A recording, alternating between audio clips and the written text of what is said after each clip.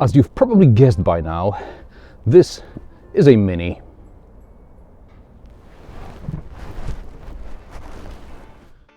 But this is no ordinary Mini, it's a Clubman, which first appeared in similar form back in 2007. The previous generation also had vertically split tailgate, but access to the back seats was through suicide doors on the right side. Despite me liking the previous quirky Clubman, I'm not surprised it didn't turn out to be the sales success Mini hoped it would be.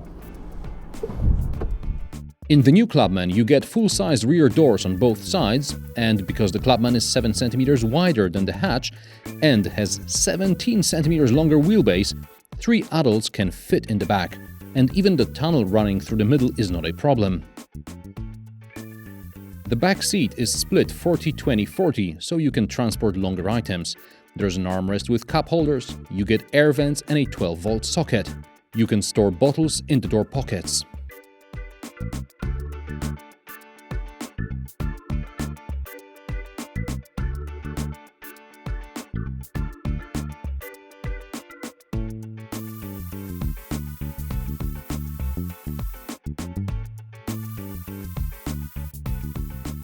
By the way, you can lock the backrests in an upright 90 degrees position like so, then you get a slightly bigger boot.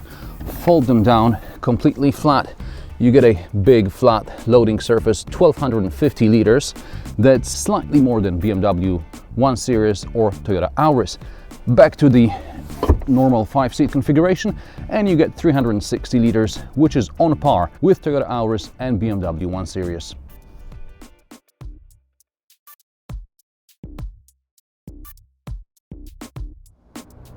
I appreciate styling implications of the vertically split tailgate. However, I'm less enthusiastic about the practical side. First of all, I think the doors are a bit too delicate. Secondly, unlike in the first generation, once you open the tailgate, you lose your rear light, so there goes transporting larger items. Thirdly, the handles are too low, so many owners will grab the wipers, and in the long run, this is gonna end badly for the wipers. The boot as such is well designed. There's a double floor, a shopping bag hook, elastic tapes.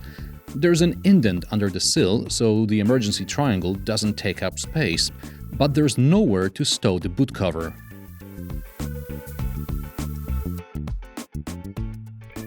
In the front of the Clubman, there's clearly more space than in the 3 or 5 door hatch. You get a proper center console with a proper armrest, place for your smartphone, place for your other bits and bobs.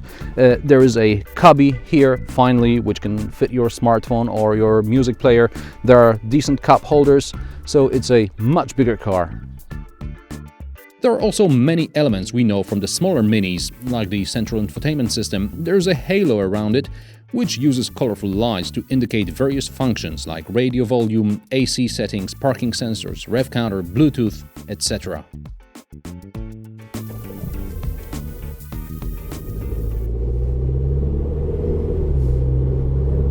Over the years, I got used to Minis and BMWs having a drive mode selector switch.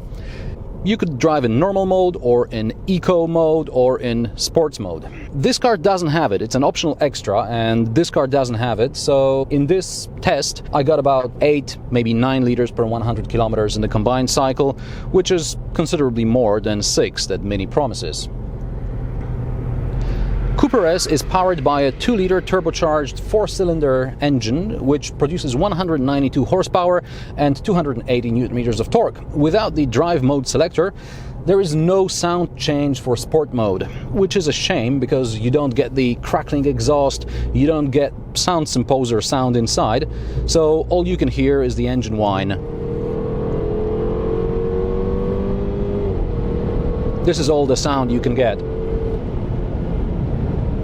And I have to slow down because this car is wickedly fast. This test example is equipped with a €2,000 automatic transmission and is a sport automatic transmission. For a regular hatch, I would prefer a manual because manual gearboxes in Minis are really great, but the Clubman is more of a family car, so an automatic, I guess it suits its character. As far as the word sport is concerned, in normal mode, downshifts are just a split second too slow. But put it in sports mode and the downshifts are instant. So if you need to overtake, put it in sports. With almost 200 horsepower under the fun pedal and the 0 to 100 kilometers per hour time of around 7 seconds, the Clubman is no slouch. It can feel astonishingly brisk and you won't notice when you're doing 2 times or 3 times the legal speed, so careful about that. And despite the extra weight and bigger size, the Clubman is still really fun to drive. It engages you. It wants you to take the corners faster and the next corner even faster and faster, like the guy on the bike. And it's just really engaging, really fun. The Cooper S suspension is slightly stiffer than in a normal Cooper or in a diesel. For the Clubman, the suspension is generally set up softer than in your 3-door or 5-door hatch. This is because this car is going to carry more weight, more passengers, so it has to be able to cope with that. But it's still stiff enough, only slightly more comfortable than an ordinary Mini. The original Mini didn't change much over 40 years. It was first made by BMC, then by British Leyland, and finally by Rover. So when BMW took over the Mini brand, the designers had to keep the classic proportions. As the car got larger, there had to be some compromise. And so I get about half a meter of roof in front of me, and I can't stop closer than a car's length from the lights. And I don't see when it changes, so I have to look out like that. And the vertically split tailgate again, well, it doesn't exactly improve visibility. And these gills on the sides, they may look cool, and apparently they improve aerodynamics, but at higher speed, I can hear a whistling noise coming from them. Prices of the MINI Clubman start at around €22,000, which is around BMW 1 Series mark. The Clubman Cooper S with options costs around €46,000. So who is it for? A few years ago, my neighbor used to own a Mini hatch, and then she started a family. 1 child seat, 2 child seats. By the time she got to 3rd, she had to give up on the Mini lifestyle and move to something more family oriented. Today, she could have just got herself a Clubman.